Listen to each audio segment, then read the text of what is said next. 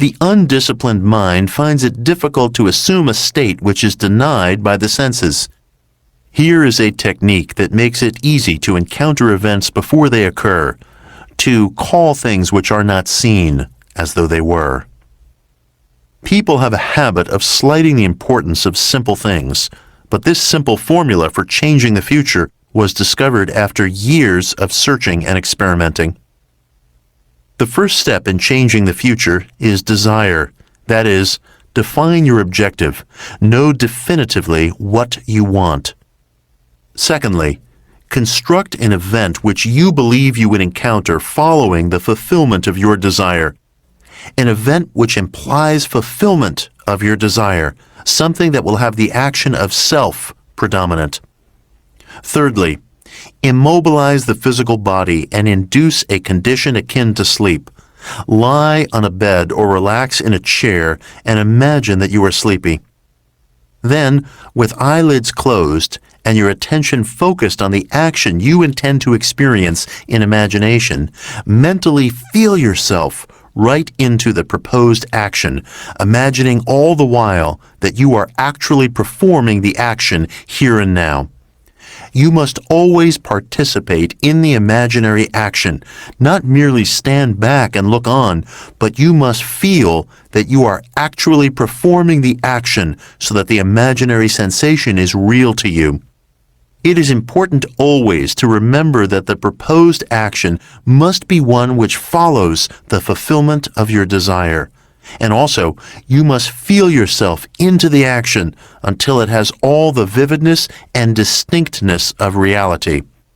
For example, suppose you desired promotion in office.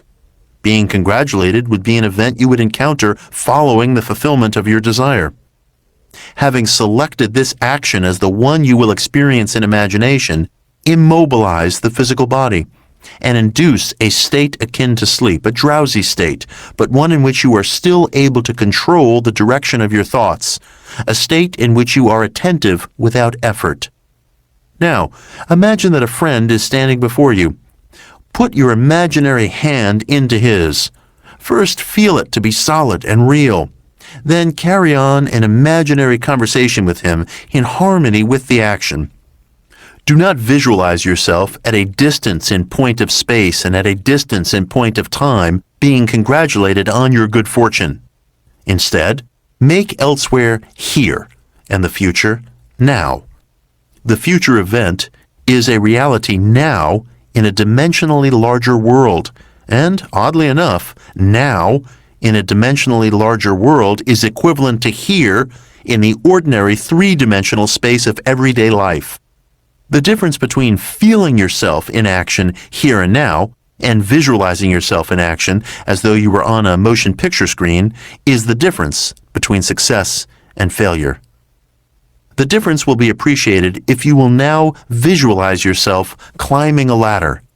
Then, with eyelids closed, imagine that a ladder is right in front of you and feel you are actually climbing it. Desire, physical immobility bordering on sleep, and imaginary action in which self feelingly predominates here and now are not only important factors in altering the future, but they are essential conditions in consciously projecting the spiritual self. If, when the physical body is immobilized, we become possessed of the idea to do something, and imagine that we are doing it here and now, and keep the imaginary action feelingly going on right up until sleep ensues, we are likely to awaken out of the physical body to find ourselves in a dimensionally larger world with a dimensionally larger focus and actually doing what we desired and imagined we were doing in the flesh. But whether we awaken there or not, we are actually performing the action in the fourth dimensional world, and we will reenact it in the future here in the third dimensional world. Experience has taught me to restrict the imaginary action, to condense the idea which is to be the object of our meditation into a single act, and to reenact it over and over again until it has the feeling of reality. Otherwise, the attention will wander off along an associational track, and hosts of associated images will be presented to our attention. In a few seconds, they will lead us hundreds of miles away from our objective in point of space, and years away in point of time. If we decide to climb a particular flight of stairs because that is the likely event to follow the realization of our desire, then we must restrict the action to climbing that particular flight of stairs. Should our attention wander off, we must bring it back to its task of climbing that flight of stairs and keep on doing so until the imaginary action has all the solidity and distinctness of reality. The idea must be maintained in the field of presentation without any sensible effort on our part. We must, with the minimum of effort, permeate the mind with the feeling of the wish fulfilled. Drowsiness facilitates change because it favors attention without effort, but it must not be pushed to the stage of sleep in which we shall no longer be able to control the movements of our attention, but rather a moderate degree of drowsiness in which we are still able to direct our thoughts.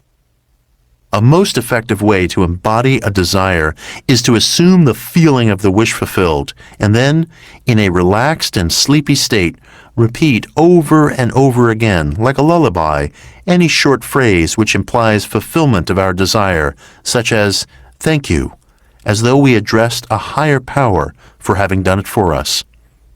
If, however, we seek a conscious projection into a dimensionally larger world, then we must keep the action going right up until sleep ensues. Experience in imagination, with all the distinctness of reality, what would be experienced in the flesh were you to achieve your goal. And you shall, in time, meet it in the flesh, as you met it in your imagination.